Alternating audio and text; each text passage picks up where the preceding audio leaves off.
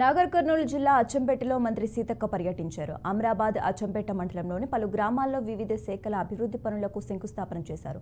పలు ప్రారంభోత్సవాలు చేశారు. పర్యటనలో భాగంగా చెంచులతో సమస్యల గురించి మంత్రి సీతక్క ముఖాముఖి కార్యక్రమాన్ని నిర్వహించారు.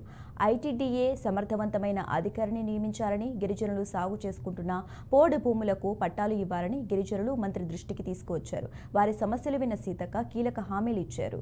ఐటీడీఏకు సమర్థవంతమైన అధికారిని నియమించడం తో పాటు అమరాబాద్ నల్లమల్ల ప్రాంతంలో గిరిజనులు ఎదుర్కొంటున్న సమస్యలను సీఎం రేవంత్ రెడ్డి దృష్టికి తీసుకెళ్లి వాటిని సాధ్యమైనంత త్వరగా పరిష్కరించేందుకు కృషి చేస్తారని హామీ ఇచ్చారు.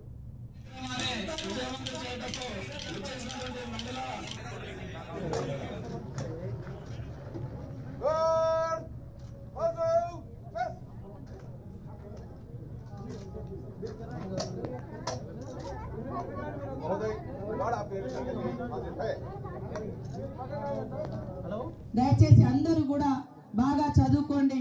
రాను రాను గవర్నమెంట్ ఉద్యోగాలు, ప్రైవేట్ ఉద్యోగాలలో కూడా కాంపిటీషన్ ఎక్కువ పెరుగుతుంది.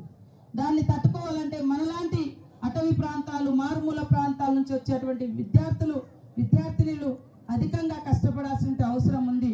కాబట్టి ఈ గవర్నమెంట్ ఈ ప్రాంత బిడ్డ, నల్లమల్ల బిడ్డ, మరి రేవంత్ రెడ్డి గారు విద్య మీద ప్రత్యేక శ్రద్ధ పెట్టిండు.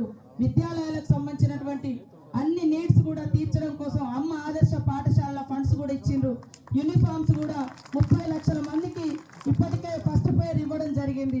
ఇంకా కూడా కుట్టిస్తా ఉన్నాం. అది కూడా మహిళలకే ఆ యొక్క ఉపాధి ఉండాలని మన యొక్క స్టీచింగ్ కూడా వర్క్ కూడా మన గ్రామీణ మహిళా సంఘాలకే ఇవ్వడం జరుగుతుంది. రేపటి నుంచి క్యాంటీన్లు కూడా పెడుతున్న మహిళలకు ఉపాధి కల్పించడం కోసం.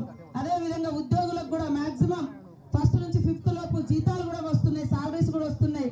సాలరీస్ రావట్లేదని వాళ్ళు మానసిక వేదన అయ్యి ఆ ఎఫెక్ట్ విద్యార్థుల మీద పడొద్దు, పని ప్రదేశాలలో ఉండొద్దు, గవర్నమెంట్ ఆఫీసులలో పడొద్దు అని ఎంతో కష్టంగా ఉన్న రాష్ట్ర బడ్జెట్ మరి ఉద్యోగుల యొక్క అవసరాలు తీర్చాలన్నటువంటి లక్ష్యంతో పనిచేస్తా ఉన్నాం.